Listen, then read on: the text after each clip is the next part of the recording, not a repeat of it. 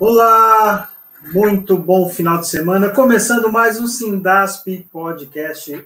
Hoje, nessa manhã, a partir das 10 horas da manhã, nós estamos aqui produzindo o nosso Sindasp Podcast, o nosso podcast sindical. E esse final de semana nós vamos contar aqui na bancada com um cara que vai levar muito a régua da qualidade do nosso podcast, porque ele é um jornalista, então agora já é jornalista, pai, vegetariano também, vereador suplente, presidente do PSOL aqui de Florianópolis, enfim, são tantas histórias que a gente tem para conversar com ele, para compartilhar com os nossos telespectadores que estão acompanhando pelas nossas redes, inclusive aqui pelo nosso canal do YouTube. E antes de começar esse bate-papo, que eu estou bem curioso para aprender bastante, porque eu já acompanho ele nas redes sociais e tem bastante informação. Depois ele vai deixar aí para vocês acompanhar lá também. Mas eu vou pedir para você se inscrever no nosso canal, comente, compartilhe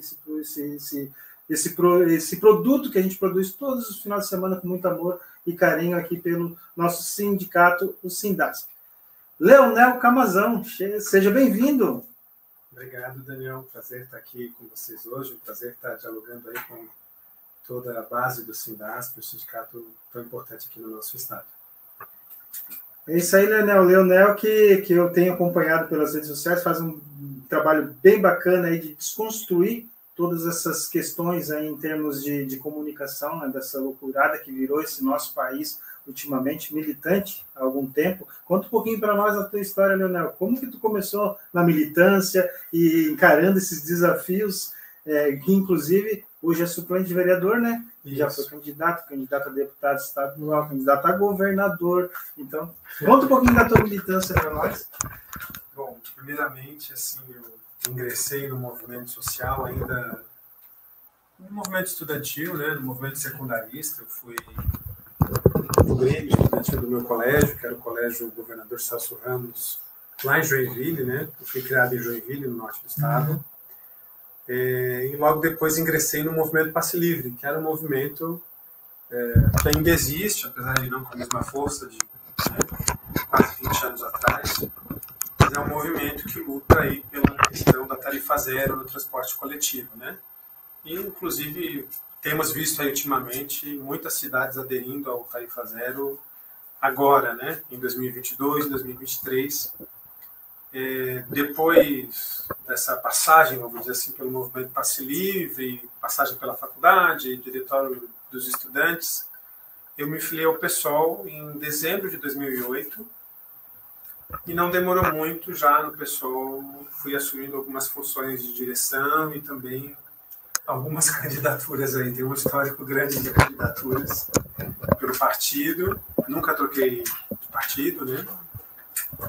E em 2010, eu devia ter aí uns 24 anos, talvez, fui candidato a primeira vez a deputado federal pelo PSOL. E de lá para cá, participei de muitas eleições com esse espírito de ajudar a construir o partido, né? A gente já tinha uma avaliação de que não eram candidaturas para valer, vamos dizer assim, não eram candidaturas para ganhar, mas eram candidaturas para mostrar para as pessoas de que o PSOL existia, de que ele tinha um conjunto de propostas diferentes.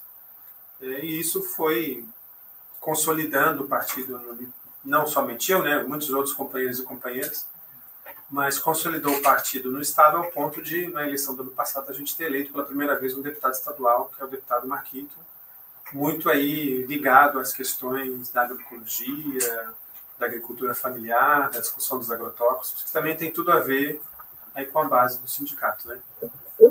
Sim, o deputado Marquito, inclusive, que já esteve aqui nessa bancada, a gente já pôde conversar com ele veio aqui para conversar um pouquinho dessas questões da agroecologia, do mandato agroecológico, né, que ele não era nem eleito ainda, quando esteve aqui conversando conosco, bem bacana a participação do Marquito, e eu te digo que deu certo, tá, mesmo assim, que não sei, a intenção não era, de repente, o resultado da eleição, mas e sim mostrar o trabalho deu certo, porque eu te conheci no folder lá das propostas para governador do estado. Em 2018, Eu já acompanhava lá naquela proposta, mas que bacana que tem gente que pensa diferente e realmente milita, dá a cara para bater e vai a luta levantando causas tão importantes. Daniel, só para você ter uma noção, assim, né?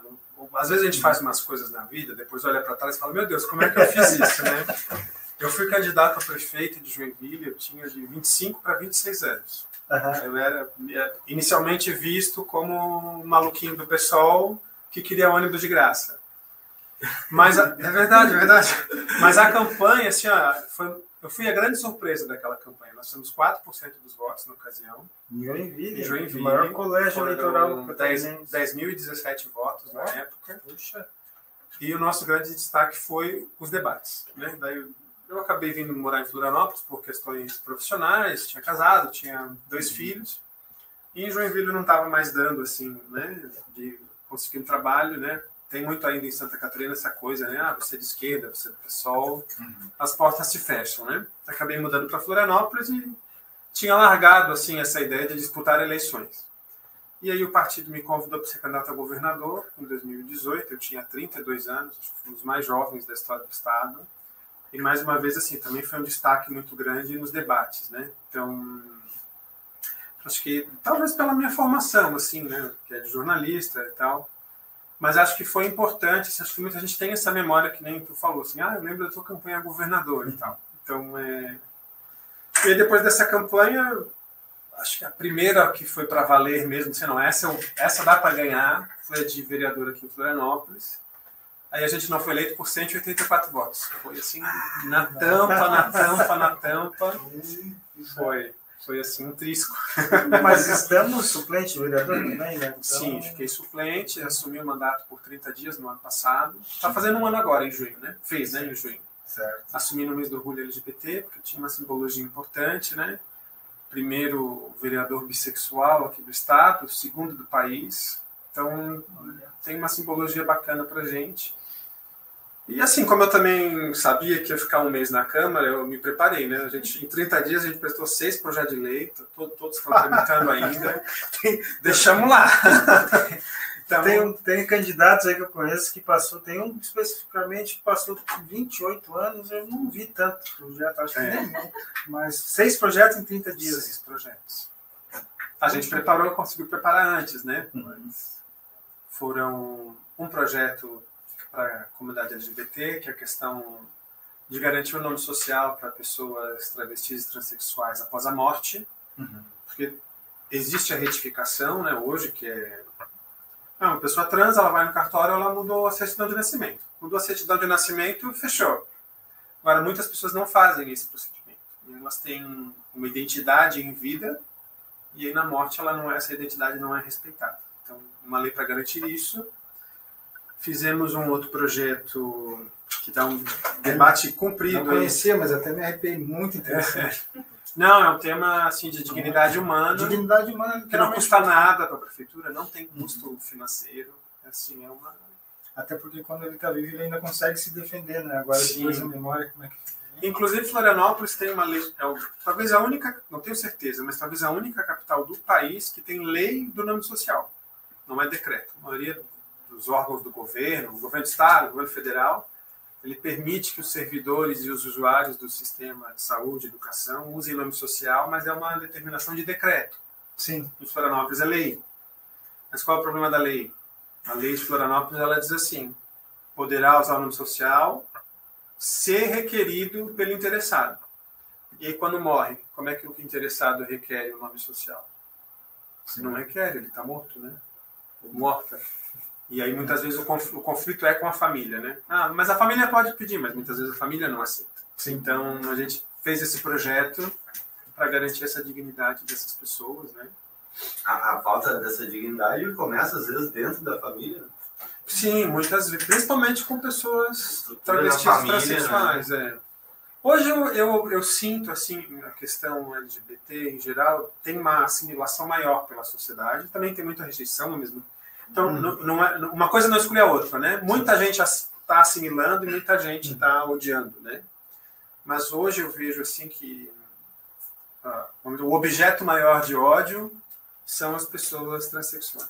Mas também, essa balança, eu sinto assim, a gente regrediu bastante, né? Sim. Nesses últimos aí, 4, 5 anos, a gente regrediu um monte nas questões sociais, assim, humanistas, Sim. como esse ex-presidente anterior aí mesmo. O discurso é horrível. Sabe o que me parece? Assim, ó, eu fui criado num ambiente... Eu nasci nos anos 80, né? Então, assim, a gente foi criado num ambiente que era assim, política, religião, não se discute. Futebol, sim, né? Política, religião e futebol não se discute. E hoje a gente está num lugar que a gente discute tudo. Você tem que ter opinião sobre tudo. Então, aquele bando de gente que não tinha opinião sobre nada, vamos dizer assim, tomou um lado. Então, dividiu. Eles até dividiu, mas eles não... mas era mais conveniente. Não, isso aí a gente não discute, né? Pra gente não brigar, né? Não vou discutir religião contigo pra gente não brigar. Não vou discutir política pra gente não brigar. Você gosta do Lula, beleza. Você gosta do Bolsonaro, beleza. Antigamente era assim, né? Agora não é mais. Então, era nessa linha. Ou você é um lado ou você é outro, né? Então, isso é um efeito da polarização da sociedade, lógico, mas também da violência, né? Então, essa perda aí de capacidade da gente discordar sem violência, né? Foi exatamente isso, nesse sentido que eu entendi, principalmente quando faz com a mão assim, que aqui tem crescido quem assimila, e também eu acho que a polarização está sendo muito pior, né? Assim, ao mesmo tempo que as pessoas, algumas estão assimilando, cresce mais ainda a luta contra essa radicalização. Sim. E essa loucura que a gente está vivendo nessa sociedade que realmente, né, se discute sim, até para a gente chegar no consenso. Então, eu tenho assistido, principalmente aqui em Santa Catarina, né, onde é um local que nós somos muito, aspas, conservadores, então sim, a gente tem muita dificuldade de avançar em algumas pautas. Tem algumas perguntas para te fazer nesse sentido, mas já que a gente começou sobre essa questão do LGBT, e aí que ia mais, enfim... Esse mês é o mês do orgulho, simbolicamente. Inclusive, coincidiu com você assumiu o mandato lá um ano atrás. E a gente começa o mês, aquilo que eu sinto, que eu venho falando, inclusive em nossas conversas aqui, até nessa bancada, a necessidade de cada vez a gente estar mais debatendo esses assuntos, até para desmistificar algumas coisas, como, por exemplo, eu vi você falando do que aconteceu em Blumenau, a nossa colega Carla, com a Tinha Carlais aqui em Florianópolis, aquela carta que eu assisti, que foi até a Carol, que está aqui conosco no estúdio também, que faz a nossa pós-edição, eu não tinha visto o vídeo, ela nos encaminhou, ela lendo essa carta, eu digo, isso está acontecendo mesmo, então assim, essa questão em Blumenau, conta um pouquinho mais sobre isso que aconteceu em Blumenau, para a gente compartilhar e combater. Claro, Blumenau, a situação é a seguinte, você tem uma emissora de televisão fazendo um concurso, que é um concurso, tipo assim, melhores do ano, como se fosse assim. E tem várias categorias, tem a categoria que é social, trabalho social. São 3 ONGs concorrendo, e uma dessas ONGs chama Mães do Amor pela Diversidade. É uma ONG presidida por uma companheira, advogada, também militante do PSOL, que é a Rosane Martins, ela é suplente de deputada da chapa do Marquito. Ela é uma advogada pioneira lá em Blumenau, uma advogada feminista, faz defesa criminal de mulheres, né, enfim, vítimas de violência. E a Rosane, ela tem uma filha transexual. Então ela montou uma organização, reuniu outras mães, que também têm filhos e filhas LGBTs, e montou uma ONG para, enfim, fazer um trabalho assistencial, um trabalho de acolhimento, porque, como foi falado aqui, muitas vezes a primeira rejeição, a primeira violência da pessoa LGBT é dentro de casa. Então, o espírito do trabalho da Rosane, da ONG, é ser uma espécie de acolhimento para pessoas LGBTs que não têm relação com a sua família. E isso é muito mais comum do que a gente imagina, tá? Eu tenho um companheiro, o nome dele é Paulo, nós estamos noivos, inclusive, vamos casar, mas a gente já mora junto, né? Um abraço, Paulo. Mas se inscreve no canal aí. mas só para você ter noção de como essa questão não é uma questão que está longe da gente, o Paulo não fala com os pais. O Paulo foi criado pelos avós. Então, para você ver também como não é uma questão de geração, né? O seu Tibúrcio tem 80 anos, a dona Osnívia tem 79, a gente visita a casa dela, ela recebe meus filhos, chama de neto, tá entendendo? E os pais dele que têm aí 40, 50 anos não falam com ele. Então não é só uma questão de idade, de geração, não é bem por aí. Mas voltando a Blumenau, então essa ONG Mais do Amor pela Diversidade, ela está... Antes de voltar para Blumenau, eu vou falar aqui uma coisa que eu não falei, porque a gente chegou agora, começou a conversar, já estava em cima da hora, na correria, mas eu já vi, tive a oportunidade de encontrar uma vez no restaurante você, o Paulo e os é verdade. Família linda, linda. Muito obrigado. Conversava, assim, um carinho, um afeto. Bacana, bacana. Te agradeço. A gente, então... em Blumenau, está tendo esse concurso e essa ONG está concorrendo. E é uma enquete na internet. Sabe quando você vota no Big Brother? Mesma coisa, você entra ali no site do G1 e vota e tal. Até aí tudo bem, um evento privado feito pela NSC, ninguém tem nada a ver com isso, né? E aí a Rosane entra em contato comigo para dizer que uma das ONGs que está concorrendo, ela foi, vamos dizer assim, escolhida pela Prefeitura Municipal, que é uma prefeitura conservadora, e que começou a circular dentro da prefeitura uma mobilização de servidores, de dirigentes da prefeitura que são cargos comissionados, que tinham o objetivo de impedir que a ONG Mais do Amor pela Diversidade ganhasse um concurso do mesmo senhor de televisão. Tá entendendo? Então, uma coisa assim que realmente foi um pouco chocante, primeiro porque assim, você não está disputando dinheiro, você não está disputando, sabe? É uma coisa assim, a cidade não pode, né, nesse prêmio que a NSC TV promove, não pode ser premiada uma ONG LGBT, porque Blumenau é uma cidade conservadora. É um pouco essa lógica, entendeu? Deu tanta repercussão esse vídeo que eu até me espantei. O prefeito de Blumenau respondeu o meu post, o Mário Debrand. Falei, nossa, né, que prestígio aqui, né?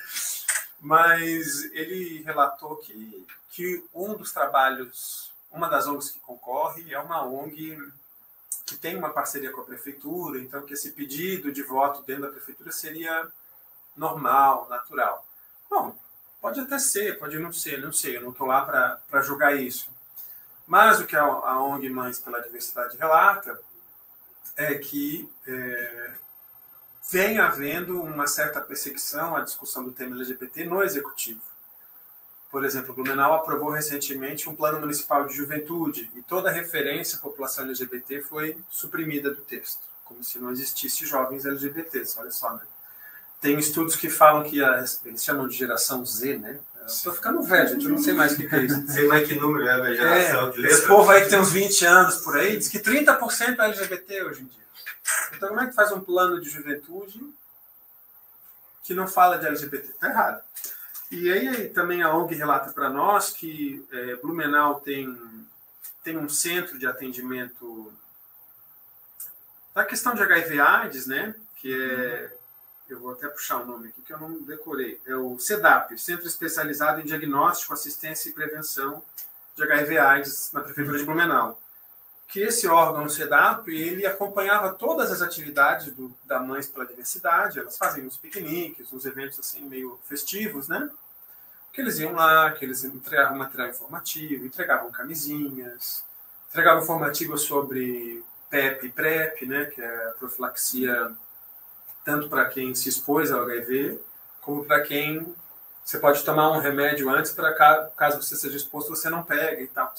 Um trabalho informativo, um trabalho de saúde pública, enfim, que qualquer prefeitura do país faz. Isso fica deixa para a ciência, né? Sim, você está na ciência evoluindo. Hein? Mas aí o que acontece? Faz uns 20 dias a prefeitura proibiu esse CEDAP de ir nos eventos da ONG. Então, assim, não tem, mesmo que o prefeito tenha razão, vamos dar essa possibilidade. Não, a prefeitura apoia uma das ONGs, então é normal que a gente peça o voto. Mesmo assim, tem uma indisposição com agentes da cidade que estão promovendo política pública para LGBTs, que não tem como negar, entendeu? Então, assim, a gente fez a denúncia, ela teve uma repercussão bastante grande, saiu até no Mídia Ninja. Olha. E aí, assim, o concurso em si, eu acho que é o menos importante, né? Pelo menos para mim. Ganhar o concurso ou não ganhar, tudo bem. Isso faz parte né? Faz parte do jogo, né? Você está disputando, você pode ganhar, você pode perder. Sim, sim. Agora, o que é realmente muito esquisito é você mobilizar um órgão, mobilizar uma prefeitura para intervir numa enquete numa emissora de televisão. Você está entendendo, Admir? Como o conservadorismo ele pode mobilizar muita força para algo assim aparentemente banal, né? Claro que para quem ganha o prêmio é um reconhecimento, é massa, é legal. Mas é isso, gente, é um prêmio. Tá entendendo? Se tivesse mobilizando a prefeitura para outra coisa, quem sabe, né, estaria ajudando mais pessoas. Sim. São essas pequenas coisas que vão potencializando as outras, né? Então são nesses pequenos atos que às vezes estão disfarçados a questão do preconceito, então a gente não pode banalizar. E aí me chama a atenção a tua fala, a proibição do SEDAP de acompanhar um IC. Tudo bem, vamos dar a credibilidade que era a questão do concurso, sim, mas e agora essa proibição? Isso não tem como defender, né? Até porque, veja só, vou falar de novo, nasci nos anos 80. Sim. Então a gente cresceu com aquele pânico do HIV/AIDS. Sim, né? Sim. Você vai morrer. Né? E hoje não é mais assim. Não sei se vocês sabem, não sei se quem está ouvindo sabe. Hoje uma pessoa que vive com HIV, se ela faz o tratamento corretamente, ela tem menos restrições de vida do que uma pessoa que tem diabetes. Ela tem menos restrições de vida do que uma pessoa que tem pressão alta. Então, o nível de ciência, de tecnologia hoje, a pessoa que vive com HIV hoje, ela não pode doar sangue, tem que tomar um remédio todo dia, ela pode beber, ela pode comer o que ela quiser. Não, absolutamente normal. Talvez, assim, né, uma idade mais avançada, mas isso, todo mundo que toma remédio todo dia, né? Pode ser anticoncepcional, pode ser remédio de pressão, pode ser remédio para a cabeça, né? Hoje muita gente toma, né, remédio com psiquiatra. Quem toma remédio todo dia, eventualmente tem que dar uma olhada nos rins, ver se está tudo bem, né? Ou no fígado. Sim. Mas isso não é pelo HIV em si, isso é o remédio do uso contínuo, né? Uhum. Então, assim, essa informação precisa chegar para as pessoas, sim, né? Então, o meu companheiro Paulo, ele vive com HIV há 10 anos. E às vezes a gente fala isso para as pessoas fazem aquela cara assim de meio que paralisa, não sabe o que dizer, sim, parece sim. Como se fosse no enterro, vai morrer amanhã. Não, gente, não vai. Não é mais assim, né? Sim. Então, esse trabalho que o SEDAP faz, também tem aqui em Florianópolis, também tem várias prefeituras fazem, que o SUS faz, né? Vamos assim, as prefeituras... É uma política pública. Isso, as prefeituras operam, mas é uma política nacional. O Brasil é referência, assim, mundial, na questão HIV/AIDS, prevenção, mas, ao mesmo tempo, a ausência desse pânico aí que a gente tinha nos anos 80, hoje a molecada já não cuida tanto. Sim. Então esse trabalho do SEDAP... Tem remédio lá, não dá nada. Não pode ser assim, né? O não dá nada. Porque o não dá nada... Quem é que faz exame de HIV com frequência, né? Muita gente não faz. Então, às vezes, você tem... Até porque essa questão... eu estava tentando pensar numa palavra para tentar entender da concepção de que eu tenho de como mudou da década de 80, que eu também sou da década de 80, para hoje. Né? Então, essa questão do medo do pânico, e muitas vezes as políticas públicas, na parte daquilo que já tem pré-constituído na sociedade, a gente encontra uma barreira, claro. E essa é uma. A questão da prevenção, a questão de fazer exames periódicos, da questão do É igual a Covid. É igual a Covid. Estava morrendo 3 mil pessoas por dia, estava todo mundo desesperado pela vacina. Agora vai ver a taxa de vacinas. Quem tomou bivalente? Pega o dado oficial de quem tomou bivalente, né? Que deve ser a 4ª, 5ª dose, já perdi a conta, não sei. Eu tomei. Eu também. Mas assim, muita gente não tomou. Porque assim, agora não mata mais, já tá todo mundo vacinado. Não é assim. Dizer assim, não, mas agora já acabou isso aí. Não é assim. A Covid, ela vai passar de uma doença pandêmica para uma doença endêmica, né? Assim como a gripe. Vai estar presente em todo lugar. E a gente tem que continuar, vai ter que se vacinar todo ano. Sim. Só que é isso, o medo iminente da morte te mobiliza a agir, né? Agora, depois que dá uma acalmadinha, você deixa para depois, outro dia eu vejo, não precisa. E aí você fica, né? E aí que você se abre ao risco novamente, né? Sim. Então pessoal, procurem, toda cidade, encher um sindicato de base estadual, toda cidade tem esse serviço de políticas públicas voltada para a questão do HIV. Enfim, são uma série de outras políticas públicas que existem dentro do sistema, como o Leonel falou, do sistema do Saúde Pública Brasileira, o SUS é referência mundial, não é só aqui que as prefeituras executam. Informação é tudo, gente, inclusive para prevenção. Eu não sei, Daniel, se tem mais pergunta aí ou não, se tu quer seguir um tema relacionado. Eu tenho umas coisas aqui na cabeça, vai aparecendo assim.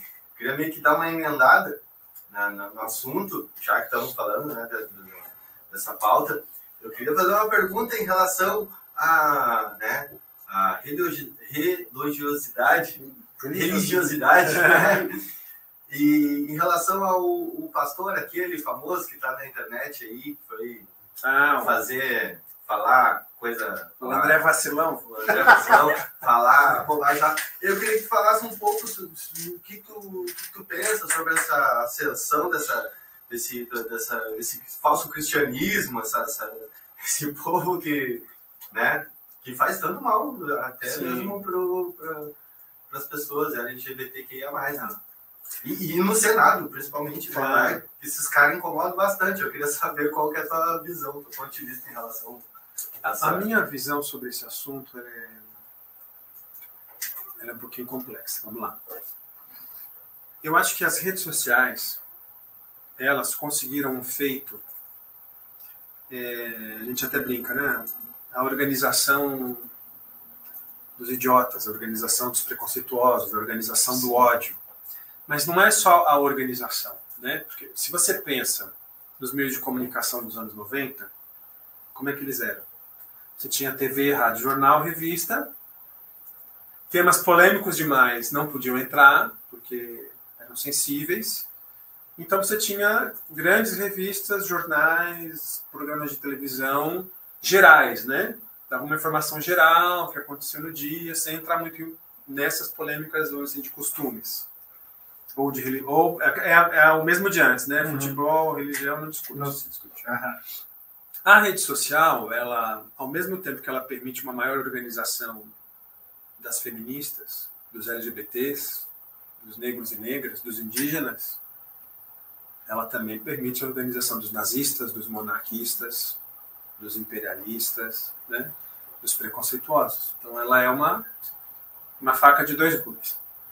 Agora, e quando tu fala também das ferramentas de comunicação que tínhamos na nossa década, né, de 80, que eu falo que seria mais televisão e rádio, eu acho que tem a questão de época também, que a gente recém saiu de uma ditadura militar. Sim. Então os meios de comunicação eram mais censores e censuravam. A memória da censura, né? Memória, tínhamos marcado no nosso lombo essa questão da censura. Né? Mas trazendo para hoje, as redes sociais elas funcionam a partir de uma lógica de choque, né? Então assim, você precisa causar uma emoção muito forte nas pessoas para o conteúdo viralizar.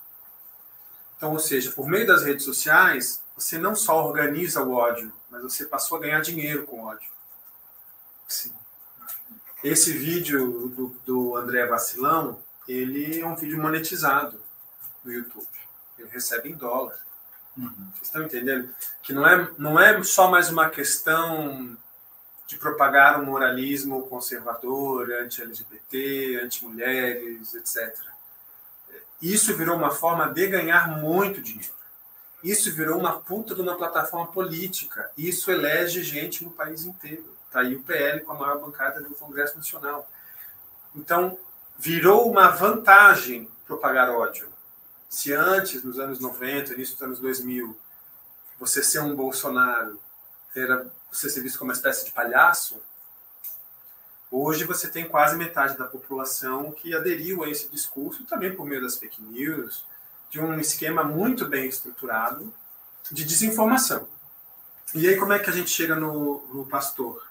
Ou no falso pastor? Eu acho que primeiro, nós que somos, né, sindicalistas, que somos figuras humanistas de esquerda, enfim, nós precisamos passar a tratar essas figuras como falsos pastores. Eu acho que, né, a gente está muito habituado a falar os evangélicos.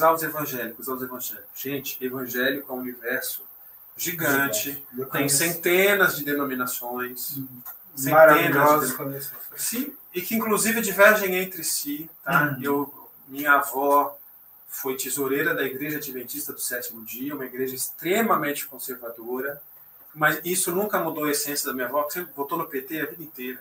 O marido dela era sindicalista. Então, assim, o mundo é complexo, o mundo não é simples. E as pessoas são complexas e contraditórias. Então, tem muito evangélico progressista, como também tem muito evangélico conservador. Sim.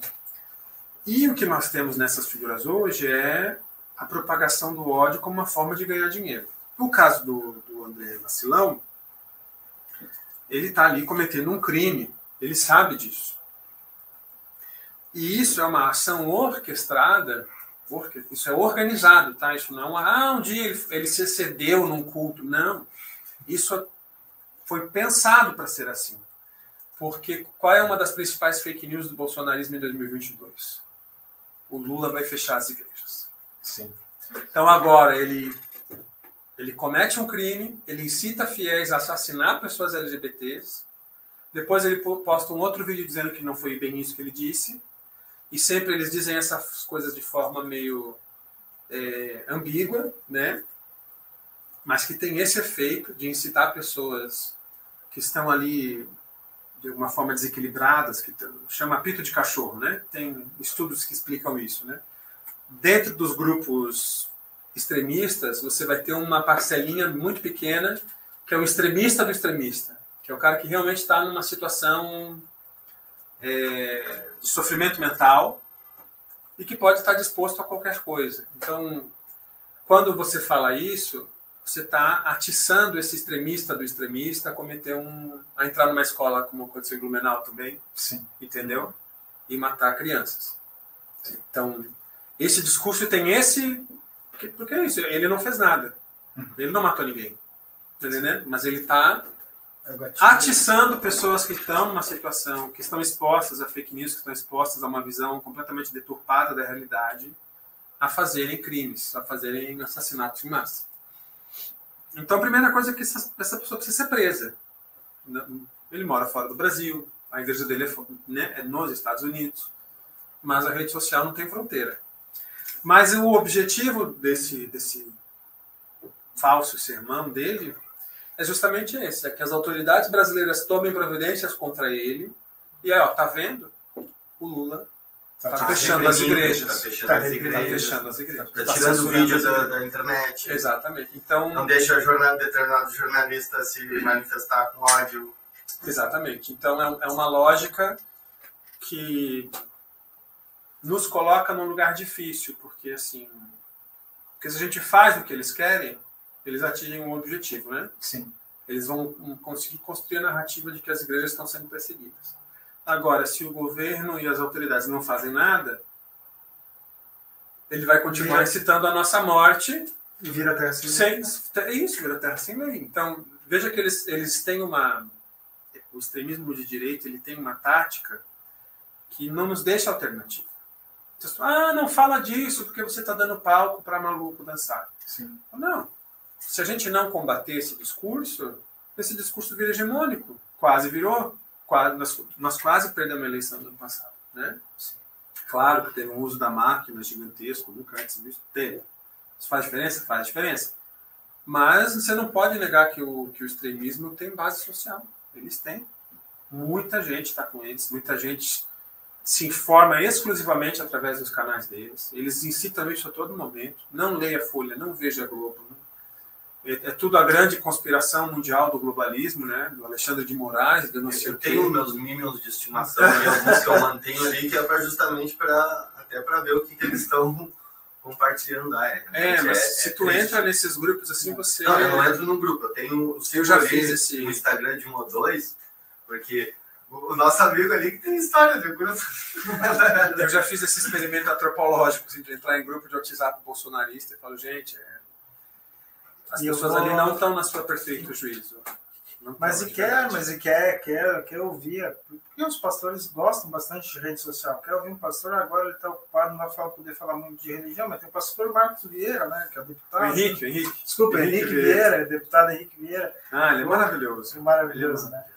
E agora falando da questão, a gente saiu um pouquinho, já deu essa passeada, e hoje são assuntos bem polêmicos, mas que a gente precisa trazer para conversar. Então, essa é a proposta. Inclusive, é trazer o outro lado da informação e combater essa mídia hegemônica que literalmente fazem isso, que tem a mídia hegemônica que trabalha a serviço do capital e tem a questão das redes sociais hoje que também servem a um determinado setor da sociedade, inclusive que tem, também faço essa leitura, que tem essa função de buscar literalmente o extremismo, até porque não é para construir, muito pelo contrário.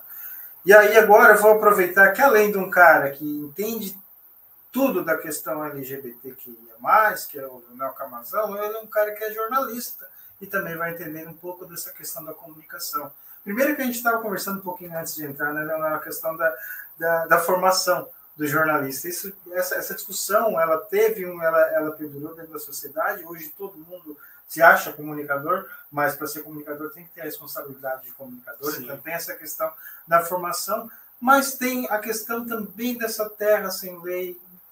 O que é mais necessário, na tua opinião, hoje, para a gente vencer esses desafios da comunicação? O que a gente precisa tratar primeiro? A gente vem de uma época assim, que você pedia regulação da profissão de jornalista, diploma, fim da propriedade cruzada nos meios de comunicação. Né? A Globo não pode ter jornal, revista, rádio, televisão ao mesmo tempo. Isso acabou, na minha opinião. Isso acabou, até porque os meios de comunicação tradicionais, eles vêm cada vez mais perdendo espaço, as emissoras de TV têm cada vez menos audiência, as rádios também. Quantas rádios já fecharam, né? Quantos jornais fecharam as portas ou viraram apenas a sua edição online?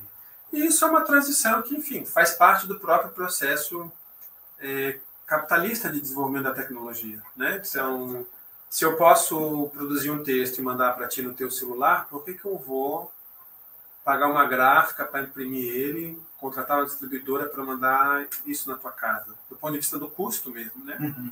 Então, as pessoas falam assim, tinha essa discussão no meu mestrado de jornalismo, eu tinha gente que discutia isso.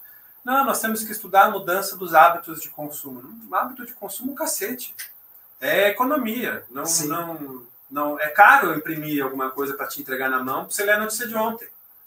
Se eu tenho a notícia de hoje agora aqui, se eu quero ver os destaques da reforma tributária que estão sendo votados agora, eu entro aqui e vejo agora, ao vivo. Então, tem essa dimensão, né? Acho que tem uma mudança econômica e que acarreta uma mudança também cultural, né, nas pessoas. A gente se relaciona com os meios de comunicação de uma outra forma. Então, acho que o principal, dentro do que a gente construiu no Brasil, pelo menos, seria a aprovação do PL das fake news. A gente precisa responsabilizar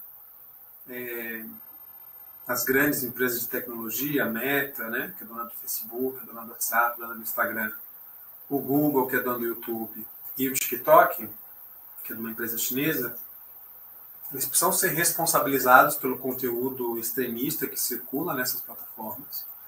Eles precisam, de alguma forma, serem taxados, eles precisam contribuir para o país. E o projeto ele é interessante porque, ele cria uma taxa para financiar a atividade jornalística. Então, as grandes plataformas, uma parte dos seus lucros ali tem que ser para financiar jornalismo de qualidade. Porque quando a gente falou ali atrás de que o ódio está sendo monetizado, ou de que a mentira está sendo monetizada, talvez o pessoal ouça isso, quem está nos ouvindo aqui, da base do Simbasp, ouça isso, mas não compreenda como isso acontece. E aí eu gosto de contar uma historinha, que tem tudo a ver com os meus filhos e tal, tem a ver com esse ambiente que, uns anos atrás, passou a circular no WhatsApp, no YouTube, uma história de um vídeo. Talvez vocês tenham ouvido falar. O vídeo da baleia azul. O desafio da baleia azul. Vocês ouviram falar? Sim. Vocês conhecem essa história? Sim. Eu tenho uma filha, na época, ela tinha 14 anos, se eu não me engano. E eu fui conversar com ela, entender para ela, filha, o que está acontecendo, me explica. Então, o que é a baleia azul? A baleia azul é uma fake news. Ela é uma mentira. Mas que dizia para todo mundo que existe um vídeo no YouTube que tem um desafio que pode induzir o seu filho ou sua filha, criança, a cometer suicídio ou automutilação. E isso viralizou assim de um jeito mundial, em escala mundial. eles usavam uma imagem, né, de um outro vídeo para ilustrar esse vídeo. E aí o que você tem? Você tem uma cascata de vídeos no YouTube comentando a ameaça da baleia azul. Mas a ameaça ela não existe de fato. Ninguém nunca fez esse vídeo. Só que você vai ter aí, talvez, uma escala de bilhões de visualizações no YouTube, só no YouTube, monetizadas. Então, quando a gente fala que mentira gera dinheiro, que ódio gera dinheiro, é isso. Não precisa ser verdade. Tu quer ver uma das maiores fake news agora no momento é a fake news sobre a própria regulamentação das mídias, né? Sim, esses caras estão aí, vão acabar com as redes sociais. Na verdade, esses caras acham que não vai mais poder usar Instagram, não vai mais poder ter uma conta no Facebook, no YouTube, que vai ser censurado. Sendo que não é isso, né? É porque as fake news se tornaram um dos principais, se não o principal, modo de arrecadação de recursos pelas plataformas. Sim. Porque tudo isso cada vez que assiste um vídeo no YouTube, você vê uma propaganda. Então, se um vídeo tem 1 bilhão de visualizações, foda-se, se é mentira, se é verdade. O importante é que ele gera audiência. É um pouco assim, é um vale tudo, entendeu? É uma terra sem lei. Então, só o efeito social dessa informação que está circulando, dessa informação falsa, que se dane. Se isso gera assassinato em massa em escola, que se dane. Tanto que isso é uma acontece, linha muito responsável. Tanto né? que isso acontece e a pessoa tá lá com o celular filmando o cara apanhando na Sim. rua, alguma situação. É. Né? Porque dá audiência. Eu vou filmar Sim. aqui porque eu vou ter vários likes. Eu comentei isso ontem com meu marido. Eu sou assinante da Folha de São Paulo, né? Daí eu entrei na capa da Folha de São Paulo e tinha uma manchetezinha: patati e patatá cai no soco em Santa Catarina. aí eu fui olhar em Ituporanga, né? Falei, gente, isso aqui 10 anos atrás jamais seria notícia. Mas por que é notícia? Porque dá audiência, dá clique, dá... Entendeu? Então, assim, o próprio critério jornalístico mudou. Porque aquilo que nós tínhamos antigamente... Patati e patatá doando brinquedos... Não ia ter a mesma... Não dá audiência. Não ia dar audiência. Porque o que gera audiência nas redes sociais é aquilo que te comove. Então, qual é o maior conteúdo visualizado em redes sociais do mundo hoje, excluindo pornografia? Vídeo de gatinho.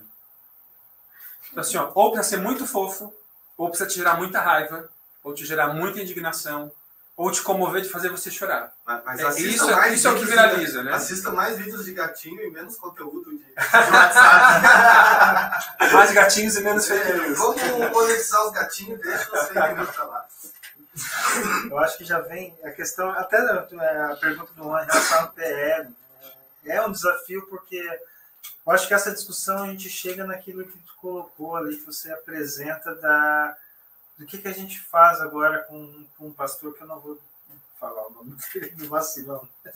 Vacilão. Então, o que a gente faz? A gente realmente vai lá, vai atrás, para não ser uma terça dele, não incentivar, ou não dar ibope, não dar palco, enfim. Eu acho que essa guerra de narrativas, ela chegou dentro do Congresso Nacional, tanto que nós ouvimos, alguns chegam e me falam que estamos discutindo a PL da censura, outros chamam de PL da fake news. Sim. Então já começa nessa guerra de narrativas, né? Será? E aí eu já puxo uma outra questão, que é a inteligência artificial, né? Que está chegando agora, que foi suspenso no ano passado, a questão da IA por 6 meses na Europa, agora já está voltando essa discussão, por aquilo que a inteligência artificial produziu, inclusive conteúdos racistas, até homofóbicos, que a inteligência artificial ela conseguiu produzir. Mas o que o algoritmo busca para produzir aqueles conteúdos, aquele texto? É justamente aquilo que a sociedade fala, é o que nós falamos. Eles estão repetindo aquilo que nós estamos falando. Aí me dá uma angústia, será que a regulamentação das mídias a gente vai conseguir evoluir como sociedade? Ou eu vou jogar a toalha e achar que realmente ser humaninho não está pronto ainda, esse projeto de seres aí na Terra? Será que vai mudar? Eu acho que todo fenômeno histórico como esse, né, no caso da ascensão das redes sociais ou da inteligência artificial, ele sempre é um fenômeno ambíguo, né? Ele sempre vai trazer benefícios e sempre vai trazer malefícios, né? E aí a gente precisa... A regulação do Estado sobre as coisas é justamente para você diminuir os malefícios, né? Um ponto de equilíbrio. Exatamente. Então, se você pega a invenção da pólvora, foi feita com uma finalidade e depois ela foi utilizada para fazer arma de fogo, né? Então, ela foi feita para ajudar na construção, para você demolir pedras grandes e tal. Rendeu até um prêmio Nobel, né? Sim, exatamente. Que então, foi a pólvora veio para beneficiar a sociedade. E né? aí depois virou arma de fogo, né? Então, assim, as coisas em si, elas não são boas ou más, vamos dizer assim. É o uso que a gente faz delas que acaba dando um significado numa determinada direção. Então, assim, a questão da inteligência artificial realmente ela é preocupante. Ela não é só preocupante num âmbito assim profissional. Tipo, não vai mais ter jornalista, advogado, profissionais do texto, porque agora a inteligência artificial vai fazer. É mais do que isso, assim, né? Não vai ter designer. O comercial da Elis Regina com a filha. Aquilo, ao mesmo tempo que era bonito, era assustador. Né? Você produziu a imagem de uma pessoa que está morta há 30 anos. Claro, todo mundo sabe quem é a Elis Regina e sabe que ela morreu. Mas vocês conseguem imaginar isso num contexto de campanha eleitoral? A inteligência artificial colocando uma imagem do Lula ou do Bolsonaro, seja lá de quem for. Isso já acontece, né? Mas ainda é perceptível. Quem tem um olhar um pouquinho mais apurado, você olha e você vê que o vídeo é falso. Ou a gente até usa para fazer piada, né? Esses dias eu postei um vídeo que é uma deepfake, que a gente fala, né? Que não era de verdade, mas era um Bolsonaro de bermuda, sem camisa, dançando um funk do Plantão da Globo. Isso. Né? Que era uma piada e tal, o negócio. Não, mas meus amiguinhos, meninos, eles acreditam, cara. Mas olha só quem se você não é brasileiro, se você não sabe quem é Elis Regina, e você assiste aquele vídeo, você não sabe que aquela pessoa já morreu. Sim. Porque está muito bem executado, né? Então, nós vamos chegar num nível de complexidade. A ameaça qual é? A ameaça é a gente não saber mais o que é verdade e o que é mentira. Está entendendo que a gente entra num lugar muito complicado? Então, assim, precisa de regulação. Essa coisa de, o mercado se autorregula, não sei o quê, nunca funcionou para nada, não vai ser na inteligência artificial profissional. E aí vem a companheira Manu com a camiseta que Jesus é travesti, né? Sim, outra. E eles pegam a foto real e a foto a gente olha, gente, que é? Aí ela tem que se defender de alguma coisa, de algo que não fez, eu não sei que sociedade. É muito ruim. Que a gente vive, enfim, que terrível. Isso aqui é uma. Até me esqueci. Mas aproveitando a deixa, se inscreva no canal, compartilhe o conteúdo, deixa o like, toca o dedão no like aí, é isso, cara. É bacana, assim, é para isso que a gente está aqui, pessoal. A gente pode também fazer o contraponto e trazer a informação. Agora, as mesmas ferramentas que são usadas para o mal, nós vamos usar aqui para fazer o bem, para divulgar conteúdo, divulgar informação e espalhar amor, né, para todo mundo, que a sociedade de ódio já está cheia. Então, agora em questão de, ainda na militância, desde lá do tempo do Passo Livre, mas já faz tempo, né? Já nascesse militando, então, né? Não, nem tanto. Estou com 36 já. Já nasceu militando, já estava lá 20 anos atrás do Passo Livre, depois veio aqui para militar. E os desafios que a gente tem em Florianópolis, aí agora conta um pouquinho em relação a como é que está o mandato lá na Câmara, que está suplente, está acompanhando. Inclusive, tive, além dos 6 projetos que tu já compartilhou aqui conosco, tem um outro, porque eu puxei da questão da Câmara, que eu ia perguntar como é que está acompanhando, mas eu vi um vídeo essa semana que foi complicado, foi a companheira Carla dentro daquela ameaça de agressão. E como é que está essa situação? Como é que se comportaram os vereadores aqui em Florianópolis? Vou começar pela Carla, que eu estava presente nessa sessão, foi na sessão do dia 28. É triste, mas a gente tem que falar. Sim, não, isso tem que ser falado, né? Na sessão do dia 28 de junho, né, que é o dia do orgulho LGBT, a assessoria da vereadora recebeu uma ameaça, né, que não é a primeira, que foi direcionada a ela, mas se soma a outras ameaças a outras vereadoras de outras cidades também. Vereadora Ana Lúcia, em Joinville, vereadora Marlina, em Brusque, vereadora Giovana, em Criciúma. Você tem um contexto de que vereadoras mulheres de partidos de esquerda sendo recorrentemente ameaçadas de morte em Santa Catarina, né? E veja que tem um recorte de gênero muito evidente, porque os partidos de esquerda têm vereadores homens que defendem as mesmas coisas que essas mulheres defendem. Sim. Mas nós não temos ameaças de morte ao Marquito, nós não temos ameaças de morte ao Afrânio, nós não temos ameaças de morte ao Camazão, nós não temos ameaça de morte ao vereador Vinícius Zimmermann, do PDT, nós não temos ameaças de morte ao André Gesser, em São José, e por aí afora, né? Então, assim, é um combo, assim, né, vamos dizer, que se produz nesse ambiente de desregulamentação das redes sociais, se produz nesse ambiente bolsonarista, de ódio mesmo. E os termos da ameaça são, de forma muito cristalina, racistas, LGBTfóbicos, enfim, misóginos, né? No fim, é um ódio a que pessoas como eu, como a Carla, como a professora Ana Lúcia, enfim, ocupem espaços de poder, né? Então, isso desequilibra algumas pessoas, porque, na verdade, nós viemos de um mundo em que os homens, em geral, compartilham uma série de privilégios, né? Especialmente no espaço público, né? Então, a política era uma coisa de homens brancos, né? Até mesmo coisa da representação, né? Imagina uma mulher negra, lésbica, sim, deputada. Não existia, não é que não existia, né? Não existia. Só que isso não existe, porque assim, a gente fala assim, a mulher não gosta de política. Epa, pera lá. Gente, não faz 100 anos que as mulheres votam. E podem ser votadas. Então, não é... Tu entende? É uma construção social, tá? Nós não falamos todo o tempo de que a nossa democracia, o nosso sistema jurídico são baseados lá no sistema de democracia greco-romano? Não é dali que surgiu a ideia de democracia ocidental? Não é em Roma que surgem os preceitos do que é o nosso sistema jurídico hoje? Como era a democracia grega? Quem ia na ágora debater e votar? Os homens. As mulheres não podiam, os velhos não podiam, os estrangeiros não podiam. Então, não é uma coincidência que a gente chegue em 2023 e que ainda seja assim. Claro que hoje temos mais participação, mas é uma construção histórica isso, né? Nós passamos 2000 anos ou mais dizendo para as pessoas todo o tempo de que política não era coisa de mulher. A minha primeira esposa, a Rebeca, ela se filiou ao Partido Socialista Brasileiro com 14 anos de idade. Quando ela chegou em casa, a mãe dela quase bateu nela, dizendo que mulher na política era coisa de prostituta.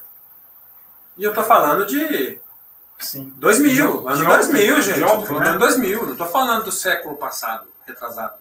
Século passado eu estou, né? 2000 já é século passado. Mas então, assim, é uma concepção assim, de política e que não vai mais voltar para trás, né? Sim. As pessoas negras vão ocupar a política, as mulheres vão ocupar a política, os LGBTs vão ocupar a política e não tem mais retorno, é um ponto de não retorno.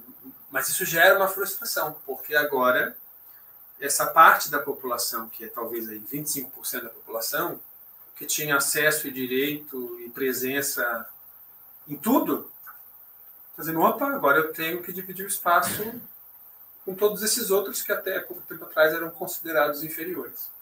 Então, tem gente que entende isso e segue a vida, só que tem gente que transforma isso numa grande frustração. E a frustração é o combustível da extrema-direita, né? Essa sensação, tanto é que eles falam, né, ditadura gay, eles falam, né, agora não posso mais fazer uma piada. Tem um humorista que eu sigo, assim, até agora eu não estou muito mais gostando dele por causa da função aí das mídias. Mas ele faz uma piada quando ele fala sobre o tema LGBTQIA+, ele fala assim, mas imagina o que eu vou falar pro meu filho, aí ele vê dois homens se beijando, aí ele fala, eu já pensei em falar, são dois homens se beijando, eu quero ver como é que tu vai quero ver o que tu vai fazer quando ele te perguntar o que é Bluetooth. Como é que tu vai explicar o que é Bluetooth? Agora eu experimento fazer o assunto das pessoas, cara. Sabe, porque assim, eu puxo esse tema porque da questão do que está acontecendo. A leitura que eu faço foi muito feliz a tua colocação, que, gente, as mulheres começaram a votar e ser votadas ontem. Eu conhecia, todo ano, quando eu estava na empresa ainda, ela coloca, no caso eu era motorista de um oficial de justiça para acompanhar as eleições. E aí aquela oficial ia acompanhando, fiscalizando, e aí encontramos uma senhora de 80 e poucos anos, não esqueço a idade, até já contei essa história. 86 anos, num domingo de manhã de sol, sentada, esperando, porque o ônibus que ela foi para voltar, ela foi às 8 horas da manhã, só que só tinha o ônibus para voltar ao meio-dia, e ela lá esperando. Aí a oficial disse: mas a senhora sabia que para a senhora não é obrigatório a votação? Aí ela assim: não, minha filha, mas é que quando eu era nova a gente não podia votar. Então assim, eu faço questão de votar. Então ela conta, isso aí foi agora, no início dos anos 2000, e eu trago essa questão da Carla, assim, que para mim também é muito emblemático, né, porque a gente não pode fechar os olhos. Já dizia o Bertolt Brecht que falava, né? Primeiro levaram os negros. Sim. E eu não me importei. Então, assim, essa questão não é da cara. Eu acho que é de uma sociedade geral. Claro. Agora, daqui a pouco, se a gente não combater, e eu e o meu sindicalista também vou ser ameaçado, estou dizendo, num contexto, claro, Sim, exemplo cara, bem hoje, raso, né? Ser de esquerda é um... Então, num exemplo bem raso, é claro que tem toda essa questão da mulher, tem toda essa questão, como você falou, talvez o calmação não seja ameaçado de morte, mas aí tem a questão das mulheres são, enfim. Então, mas essa bandeira tem que ser de todos. Tem que ser de todos e é da sociedade. Nessa sessão que foi na Câmara de Vereadores, que foi presidida pela Carla, uma das convidadas foi a drag Suzaninha, não sei se vocês conhecem, e ela fez um discurso excelente, assim, e ela disse isso, na verdade era um discurso assim, em apoio, em solidariedade à Carla, mas ao mesmo tempo era um discurso que dizia assim: não cabe mais numa cidade como Florianópolis, nós temos uma representante LGBT na Câmara. Nós somos mais do que isso.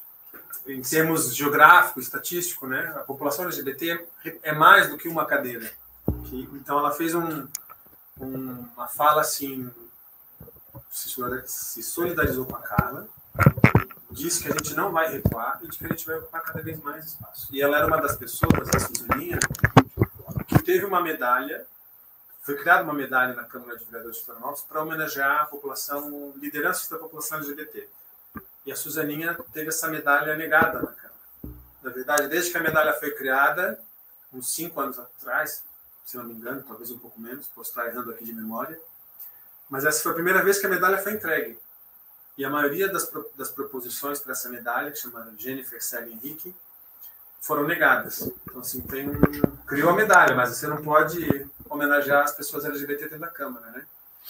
Então, acho que essa ameaça, ela é uma ameaça a todos nós, né? Porque se alguém diz o que diz naquela carta e diz que, né, pode matar uma pessoa por ela ser lésbica, por ela ser bissexual, por ela ser gay, por ela ser travesti, quando você comete um assassinato desse, como, por exemplo, o que aconteceu contra a Marielle Franco, que era uma mulher bissexual, você não está matando apenas a pessoa, você quer dizer para a sociedade que você quer matar o que ela representa, quer matar os que são iguais a ela. Sim. Então, assim, nós não precisamos de mais mártires, né? Quero a Carla muito bem viva, sim, fazendo as lutas com a gente, assim, que precisam ser feitas. E não podemos dar espaço para isso, né? O que é mais lamentável disso tudo é que nem sempre essas ameaças são tratadas pelas autoridades com seriedade. Sim. Né? Assim, ou o inverso, né? Como no caso da menina de Tijucas, né?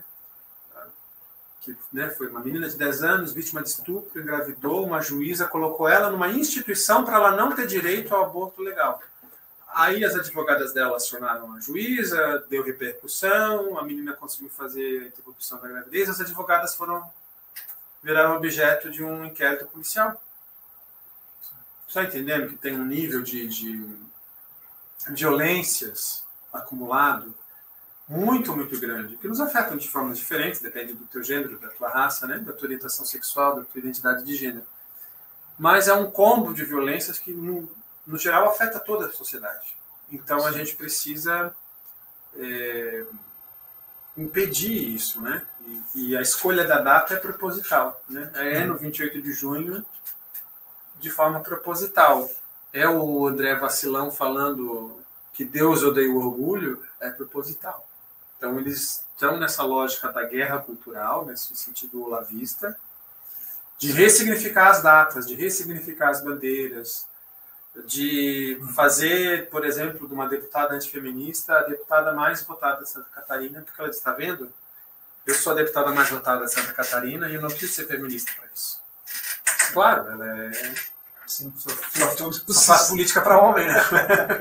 E tem todo o sistema. Sim, então é um desafio muito grande, assim, a gente, né, mais de uma vez tive em eventos de solidariedade a todas as vereadoras que foram ameaçadas e não podemos mais tolerar isso. Não queremos mais mártires, queremos essas pessoas vivas e lutando, saudáveis, né, saudáveis da cabeça também, porque isso mexe com a cabeça das pessoas, né, e todo mundo tem família, tem filhos, tem... E é uma questão assim, eu assisti aquele vídeo acho que umas 3 vezes para entender assim, como que o cara chega a colocar detalhes de como vai fazer. E aí eu volto um pouquinho daquilo, da influência, da questão das redes sociais, a questão quando tem uma pessoa como essa, e eu concordo literalmente contigo quando tu fala que é proposital. Porque quando uma pessoa que tem esse tipo de referência, quando ela profere alguns tipos de pensamento nesse sentido, ela passa uma espécie de autorização para esses fazerem a mesma coisa. Sim. É uma irresponsabilidade tamanha, então por isso que a gente precisa, dentro do Fórum Nacional de Democratização da Comunicação, estamos discutindo a regulamentação da PL também. A gente precisa urgentemente fazer isso literalmente para tirar essas autoridades, essas autorizações que são passadas por essas pessoas que são irresponsáveis. Para a gente tentar evoluir como sociedade. E eu tenho mais tanta coisa para te perguntar, mas 1 hora e pouco já, o Juan já está me cobrando, que senão vai ficar muito longo. Mas assim, nós vamos vir, eu agradeço de coração a tua disponibilidade. Quando entrei em contato com o Leonel essa semana, na mesma semana já está aqui, compartilhando informações. Leonel, o pessoal está nos assistindo no canal do YouTube, mas aí onde é que o pessoal vai te achar? No Instagram lá? Pode me procurar no Instagram, no Twitter, nessa nova rede social também, nos Threads. É só procurar por Camazão 50. Camazão 50. Isso. Camazão é igual camarão, só que é com S. Só que é com S. Com S só. Cara, obrigado por ter vindo aqui, compartilhado, investido um pouco do seu tempo para compartilhar o teu conhecimento de todas essas militâncias que você já tem nesse teu currículo. Sucesso na empreitada, que eu sei que não é fácil. Aqui o estúdio está à disposição, está aberto também para ti, para o pessoal, para as militâncias, e fique sempre à vontade. E para você que está nos assistindo até agora, peço, não se esquece, né? Além de ir lá procurar o Camazão lá nas redes sociais, quem não é inscrito ainda, se inscreve no canal, comenta, compartilha. Foi um bate-papo bem bacana. Eu queria ter mais tempo para falar um pouquinho dos projetos aí de lei que sempre são encaminhados aí por essa bancada bem bacana, que é a bancada do PSOL. Hoje está presidente, né, do partido. Sou presidente do partido até agosto. Até agosto. Estamos em processo eleitoral já. Um forte abraço para os teus correligionários lá também. Manda um abraço para o Marquito, para esse pessoal que está sempre à disposição para distribuir, compartilhar esse conteúdo, essa experiência aí de militância que vocês têm e que também me representam. Isso aí. Obrigado pelo espaço, obrigado ao Sindasp aí pela oportunidade também. Quando quiserem, estamos aí à disposição também, tanto eu quanto o pessoal, para a gente somar aí nas lutas e construir um novo mundo. Vamos construir sim um novo mundo. Isso aí eu tenho certeza que vai mudar. Esse mundo vai mudar, a gente vai fazer a diferença. Pessoal, um forte abraço e sindicato. Um bom final de semana. Curtam isso sábado e segunda-feira a gente está de volta. Um forte abraço e sindicato é cada um de nós.